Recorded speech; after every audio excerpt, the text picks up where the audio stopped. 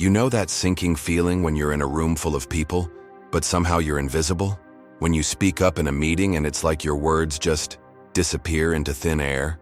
When you bend over backwards for someone and they still treat you like you're disposable? That hollow ache in your chest isn't random. It's your soul screaming at you to wake up. Here's the brutal truth nobody wants to tell you. Every single time you swallow your words to keep the peace, every time you say yes when your gut is screaming no, every time you shrink yourself to make others comfortable, you're teaching the world exactly how little you're worth. You think you're being kind, you think you're being mature, but you're not. You're being a coward, and the world can smell it on you. The respect you're desperately craving? It's not something you earn by being nicer, working harder, or proving yourself more. It's something you emanate from the inside out. And right now, you're radiating the exact opposite. Your nervous system is stuck in submission mode. Your body language is broadcasting, "Please don't hurt me," to everyone around you. And people, consciously or not, are responding to that signal by treating you exactly how you're treating yourself, like you don't matter. But here's what changes everything. The moment you stop betraying yourself, the moment you stop negotiating your worth for scraps of approval, something shifts. Not just in you, in everyone around you. Because respect isn't something you beg for. It's something you command by simply knowing who you are and refusing to apologize for it. The people who truly matter, they're waiting for you to show up as yourself, the real you. Not this watered-down, people-pleasing version you've been performing. And the ones who can't handle your authentic presence? Good. Let them go. They were never your people anyway. What I'm about to show you will fundamentally change how you see yourself, how others see you, and how you move through the world. Because once you understand the psychology behind why people disrespect you, and more importantly, how to flip that script, you'll never have to beg for your place at any table again. You'll build it yourself. But here's what's really happening beneath the surface, and it's going to make you uncomfortable. Your brain isn't just randomly attracting disrespect, it's actually predicting it. Every morning when you wake up, before you even brush your teeth, your nervous system is already bracing for rejection. It's scanning for threats, preparing for that familiar sting of being overlooked, dismissed, or taken for granted. And here's the kicker. You're so used to this internal state that you don't even realize you're walking into every interaction already defeated. Lisa Feldman Barrett, one of the world's leading neuroscientists, discovered something that changes everything about how we understand emotions. Your brain doesn't just react to what's happening around you. It predicts what's going to happen based on past experiences, then creates your emotional reality to match those predictions. So when you've spent years accepting crumbs of respect, your brain literally expects more of the same. It's not personal, it's neurological. Your mind is running a program that says, "I'm not worth much," and it's filtering every interaction through that lens. Think about it. When you walk into your office, are your shoulders already slightly hunched? When you're about to speak up in a group, does your voice already have that apologetic edge before you even start talking? When someone cuts you off mid-sentence, does part of you think, "Of course they did"? That's not humility. That's learned helplessness wearing a mask. Your body language is broadcasting a signal that says, "I don't expect to be taken seriously." Your tone carries an undertone that whispers, "Please don't be mean to me."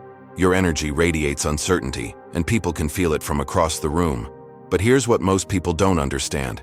This isn't happening to you. This is happening through you. You're not a victim of other people's rudeness. You're an active participant in a dance you don't even realize you're leading.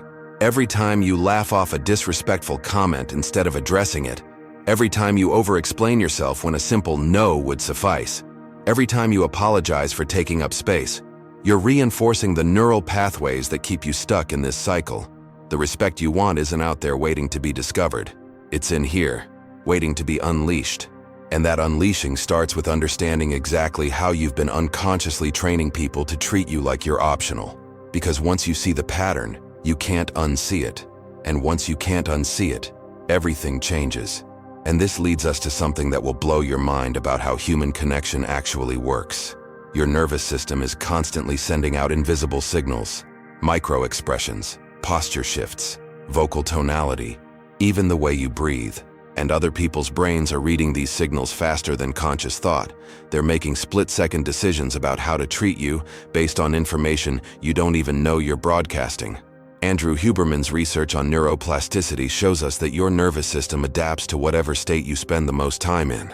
If you're chronically in a state of emotional submission, always bracing for rejection, always ready to shrink, your body literally rewires itself to maintain that position. Your shoulders round forward slightly. Your voice loses its natural authority. Your eye contact becomes fleeting. You start taking up less physical space without even realizing it. But here's where it gets really interesting. Carl Jung discovered that we don't just interact with people, we interact with projections. When someone looks at you, they're not seeing you. They're seeing their unconscious assessment of your internal state reflected back at them. If your internal state is, "Please don't hurt me," that's exactly what they'll pick up on. And unconsciously, they'll respond by either protecting you like a child or dismissing you as irrelevant. Neither response breeds respect. Think about the last time you were around someone who commanded natural respect. Not through aggression or loudness, but through presence. You could feel something different about them, couldn't you? They occupied their space fully. Their words carried weight because they believed in them before they spoke them. That person wasn't born different from you. They just learned to stop betraying themselves at the cellular level. When you consistently honor your own boundaries, your nervous system shifts into what researchers call calm confidence. Your breathing deepens. Your posture naturally straightens. Your voice finds its natural resonance. And people feel this shift before you even open your mouth. It's not magic, it's biology. Your internal coherence creates external authority. But most people are walking around in a constant state of internal conflict. Part of them wants to speak up. Part of them wants to hide. Part of them knows their worth. Part of them questions everything. This internal chaos creates external confusion. And confused energy repels respect, like oil repels water. The moment you stop sending mixed signals to yourself, you stop sending mixed signals to the world. And that's when something extraordinary happens. You finally start noticing what's been hiding in plain sight all along. The patterns, the dynamics, the invisible rules that have been governing every interaction you've ever had. Because once your internal chaos settles, your perception clears. And what you see next will change everything about how you understand your relationships, your career, your entire social reality. And suddenly you start seeing the invisible patterns that have been running your life. You know that coworker who always gets their ideas heard in meetings, even when they're not the smartest person in the room? Or that friend who somehow never gets stuck with the check, never gets volunteered for the thankless tasks, never gets their time wasted by energy vampires? They're not lucky. They're not more talented. They've just learned to stop participating in their own disrespect. Carl Rogers spent decades studying what he called the false self, that carefully constructed version of you that you think will keep you safe and loved. But here's the brutal irony.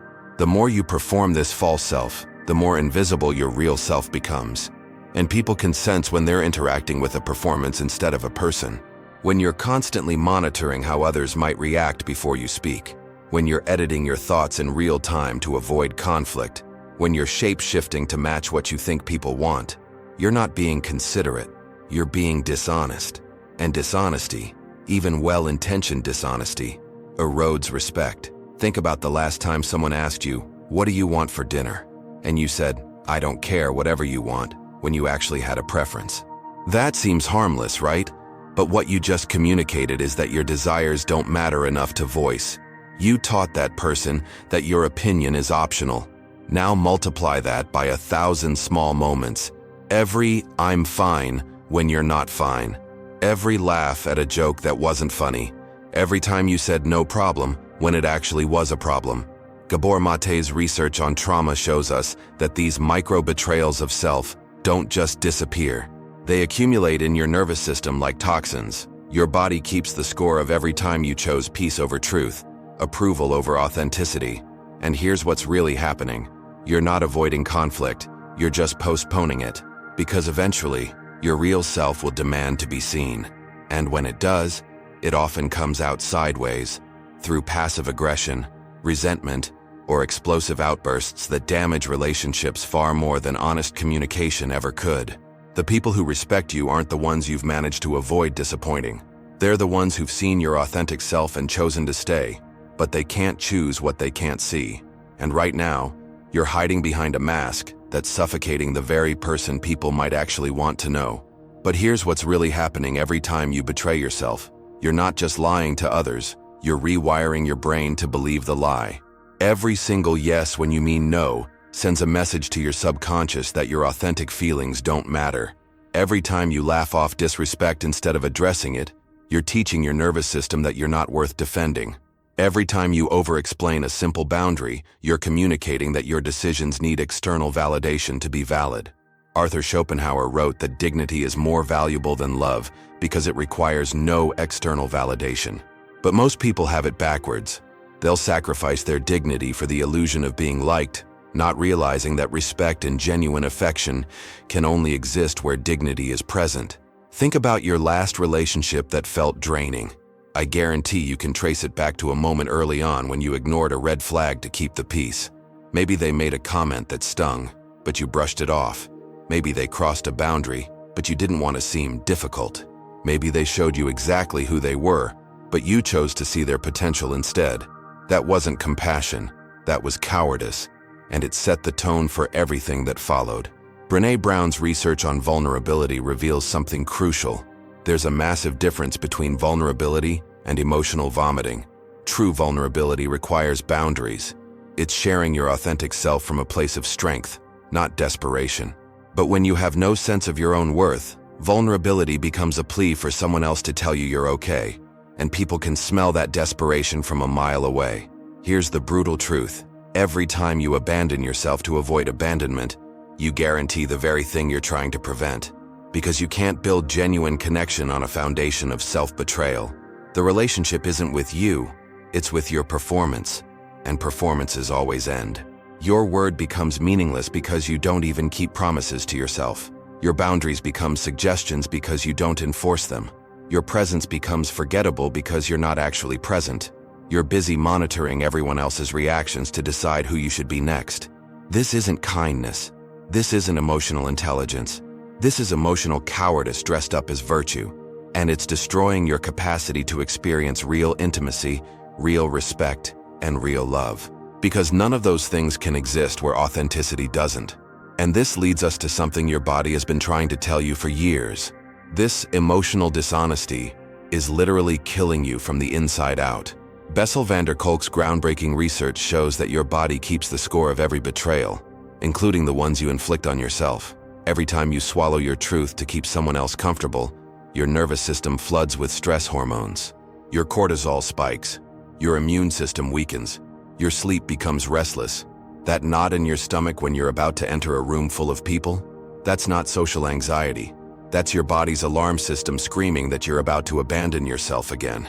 That exhaustion you feel after spending time with certain people? It's not because they're energy vampires. It's because maintaining a false self is metabolically expensive. Your brain is working overtime to monitor, adjust, and perform instead of simply being. Daniel Siegel's work in neurobiology reveals that when you're constantly in a state of internal conflict, wanting to speak up but staying silent, wanting to leave but staying put, wanting to be yourself but performing for others, your prefrontal cortex goes offline.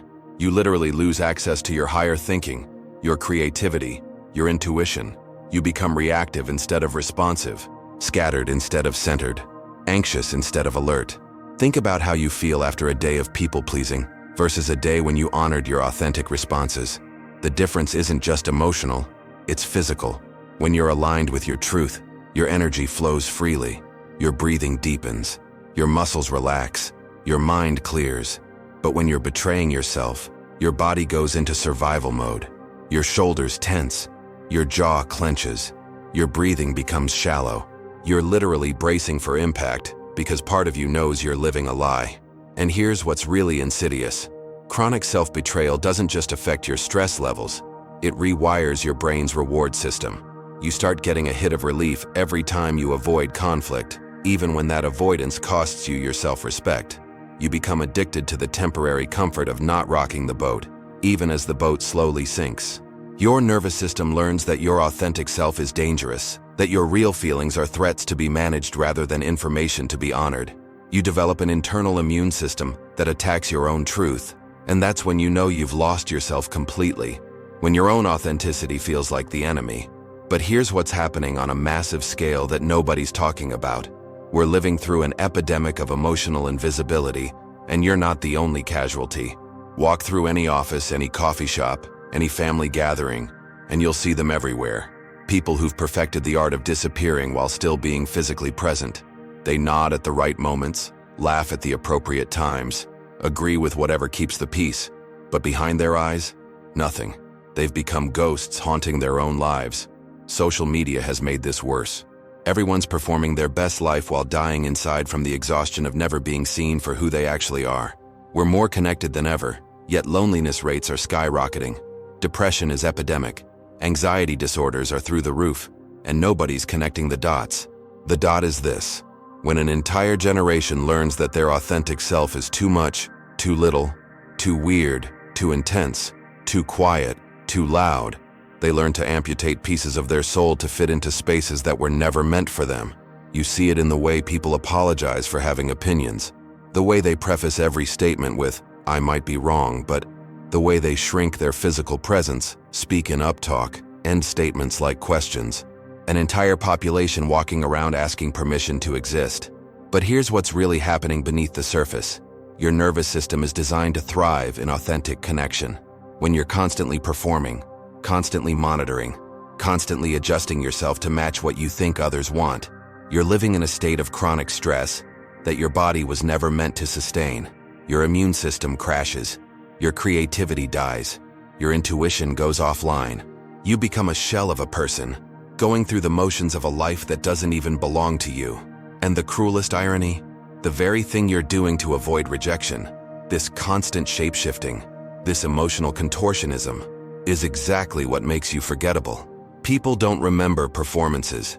They remember presence. They don't connect with perfection. They connect with truth. Right now, there are people in your life who are starving for someone real to show up. Someone who says what they mean, means what they say, and isn't afraid to take up the space they were born to occupy. That someone could be you, but only if you're willing to stop participating in your own erasure. This leads us to the most liberating truth you'll ever hear. Self-respect isn't something you earn, it's something you remember. You didn't come into this world apologizing for your existence. You didn't learn to walk by asking permission to take each step. You didn't learn to speak by checking if your words were acceptable before you said them. Somewhere along the way, you forgot that your presence was never negotiable to begin with. Viktor Frankl discovered in the darkest circumstances imaginable that even when everything is stripped away, you still have one unshakable freedom: the power to choose your response. Not your feelings, not your circumstances, but how you show up in the face of whatever life throws at you. Every morning you wake up with that same choice. You can continue the exhausting performance of being who you think others want you to be, or you can finally honor the person whose thoughts, feelings, and boundaries actually matter: you. This starts with something so simple it sounds almost insulting: keeping promises to yourself. If you say you need boundaries, enforce them. If you say something matters to you, act like it does. If you say no, mean it. Your relationship with yourself is the blueprint for every other relationship in your life. Marcus Aurelius wrote that discipline is the bridge between thought and accomplishment. But real discipline isn't about forcing yourself to do things you hate. It's about consistently honoring what you actually value, even when it's uncomfortable. When you start showing up for yourself this way, something shifts in your entire being. That chronic tension in your shoulders begins to release. Your breathing deepens. Your voice finds its natural authority. You stop apologizing for taking up space because you remember that space was always yours. People feel this shift before you even speak. There's something unmistakable about someone who's stopped betraying themselves. They move with quiet confidence. They listen without performing. They respond instead of react. This isn't arrogance, it's alignment. Arrogance needs to prove itself constantly. Alignment just is. You stop over-explaining your decisions because you trust them. You stop seeking validation for your feelings because you know they're information, not indictments. You stop performing your worth because you remember it was never up for debate. And suddenly, the respect you've been chasing starts flowing toward you naturally, because you're finally emanating the one thing that commands it: unshakable self-regard. Here's where the real magic happens: when you stop begging for your place at the table and start building your own. Imagine walking into that same room where you used to feel invisible, but this time, something's fundamentally different. Your chest isn't tight with anxiety. Your mind isn't racing through scripts of what you should say. You're simply present, fully, unapologetically present. When that coworker tries to interrupt you mid-sentence, you don't shrink back. You pause, look them in the eye, and calmly finish your thought. Not with aggression, but with the quiet certainty of someone who knows their words have value. They feel it immediately. Everyone does. Friedrich Nietzsche wrote about becoming who you are, not who you think you should be, not who others want you to be, but who you actually are beneath all the conditioning and fear. This is what Jung called individuation, the process of integrating all parts of yourself into a coherent whole. When you stop fragmenting yourself to fit into other people's comfort zones, when you stop editing your truth to avoid conflict, something extraordinary happens. You become magnetic to the right people and naturally repellent to the wrong ones. Your relationships transform overnight. The energy vampires who used to drain you, they can't feed off someone who's no longer leaking energy through self-betrayal. The people who stay aren't there because you're convenient. They're there because they genuinely enjoy who you are when you're being yourself. Your work changes. You stop saying yes to projects that crush your soul. You start contributing ideas that actually matter to you. You negotiate from a place of knowing your worth instead of hoping someone else will notice it. That chronic exhaustion you've carried for years, it dissolves because authenticity is effortless. That anxiety that used to follow you everywhere, it fades because you're no longer living in conflict with yourself. You wake up in the morning, and for the first time in years, you're excited to be you. Not a better version, not a fixed version, just you, exactly as you are. Knowing that's not just enough, it's everything. This isn't fantasy. This is what happens when you stop betraying yourself and start honoring the person who's been waiting patiently for you to come home to them. The person you've been searching for in every relationship, every achievement, every external validation. They've been here all along. Welcome back. Now, what I need you to understand, this isn't just another self-help video you'll forget by tomorrow. This is the moment everything clicks into place. You've spent years wondering why people don't take you seriously, why your relationships feel one-sided, why you feel invisible in rooms full of people. Now you know. It was never about them. It was about the signal you were broadcasting from a nervous system stuck in submission mode. But here's what changes everything. You can't unsee what you've just seen. You can't unknow what you now know. Every interaction from this moment forward will be different because you'll recognize the choice points. The moments where you can either betray yourself again or finally honor who you actually are. That meeting tomorrow, you'll feel the old urge to shrink, but now you'll know it's just your nervous system running an outdated program. That friend who always dominates conversations, you'll notice how your body wants to disappear, but you'll remember that your voice matters too. The respect you've been craving isn't hiding somewhere out there waiting to be discovered. It's been inside you all along, waiting for you to stop negotiating it away for scraps of approval. So here's what I want you to do right now. And I mean right now, while this is still fresh in your system. Think of one relationship where you've been accepting less than you deserve. One situation where you've been swallowing your truth to keep the peace. One boundary you've been afraid to set because you might seem difficult. That's your starting point. Not tomorrow, not next week, today. Because every day you wait is another day you're teaching the world that your worth is negotiable. Start small. Say no without apologizing.